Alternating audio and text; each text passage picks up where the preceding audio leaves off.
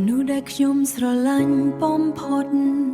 គឺជាមនុស្សដែលខ្ញុំមិនអាចមានខ្ញុំនៅចាំថ្ងៃដំបូងដែលអ្នកដើរចូលក្នុងជីវិតខ្ញុំអ្នកមិនដឹងទេថាអ្នកបានក្លាយជាពិភពលោកខ្ញុំបន្តិចម្ដងខ្ញុំស្ដាប់អ្នកនិយាយពីគេទាំងធ្វើដូចមិនឈឺអ្វីទាំងដែលក្នុងចិត្តខ្ញុំដូចមានកម្មបច្ចៈរាល់ពាក្យពេកខ្ញុំចង់ប្រាប់អ្នកណាស់ថាខ្ញុំស្រឡាញ់អ្នកប៉ុណ្ណាតែខ្ញុំខ្លាចសូម្បីសិតនៅក្បែរអ្នកក៏បាត់ទៅបើប្រាប់ថាស្រឡាញ់ហើយអ្នកស្អប់ខ្ញុំវិញពេលនោះខ្ញុំបែកតែងនៅសឹកមានអ្នកតើបខ្ញុំលាក់ទឹកភ្នែកទាំងដែលរាល់យប់ខ្ញុំយំរហូតគេងមិនលក់អ្នកដឹងទេការឈឺបំផុតមិនមែនក៏បែកគ្នាតែគឺស្រឡាញ់មនុស្សម្នាក់ដែលមិនធ្លាប់ស្រឡាញ់យើង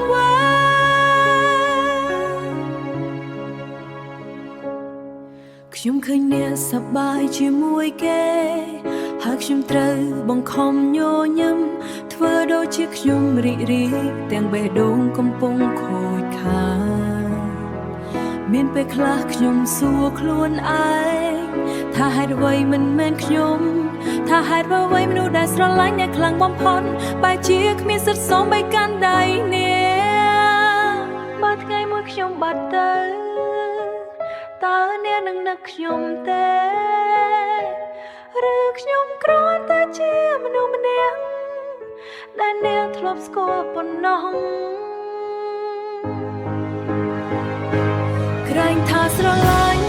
ទើបខ្ញុំជ្រើសរើសការឈឺចាប់អ្នកឯងលះអារម្មណ៍ទាំងអស់នៅក្រៅស្នាមញញឹមคล้า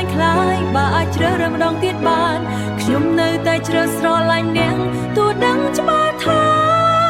ចុងក្រោយអ្នកមិនមែនជារបស់ខ្ញុំមនុស្សខ្លះកើតមកដើម្បីស្រឡាញ់មិនមែនដើម្បីបានកាន់កាប់ហើយខ្ញុំប្រហែលជាមនុស្សបែបនោះ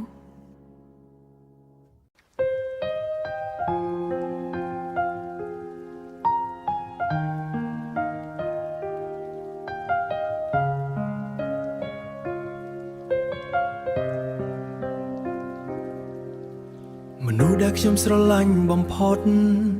គឺជាមនុស្សដែលខ្ញុំមិនអាចមានខ្ញុំនៅចាំថ្ងៃដំបូងដែលអ្នកដើរចូលក្នុងជីវិតខ្ញុំស្ដាប់អ្នកនិយាយពីគេទាំងធ្វើដូចមិនឈឺអ្វី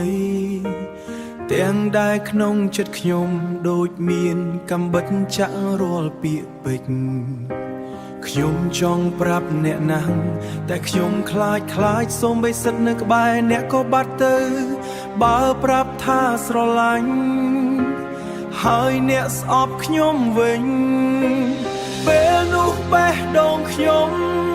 បែកខ្ទេចដោយសារគ្មានអ្នក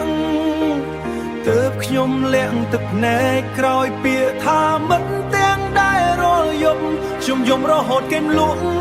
អ្នកដឹងទេការឈឺបំផុតមិនមែនការបែកគ្នាតែគឺស្រឡាញ់មនុស្សម្នាក់ដែលមិនធ្លាប់ស្រឡាញ់យើងវិញខ្ញុំឃើញអ្នកសប្បាយជាមួយគេហើយខ្ញុំត្រូវបង្ខំញញឹមធ្វើដូចជាខ្ញុំរីករាយ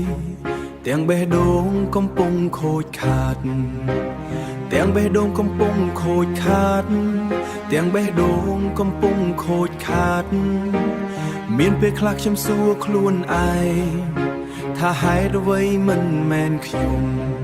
ហេតុអ្វីមនុស្សដែលស្រឡាញ់អ្នកខ្លាំងបំផុតបែរជាគ្មានសិទ្ធិសូម្បីកាន់ដៃអ្នកបើថ្ងៃមួយខ្ញុំបាត់ទៅតើអ្នកនឹងនឹកខ្ញុំទេឬខ្ញុំគ្រាន់តែជាមនុស្សម្នាក់ដែលអ្នកធ្លាប់ស្គាល់ប៉ុណ្ណោះក្រែងថាស្រឡាញ់ទើបខ្ញុំជ្រើសការ ឈឺចាប់អ្នកឯ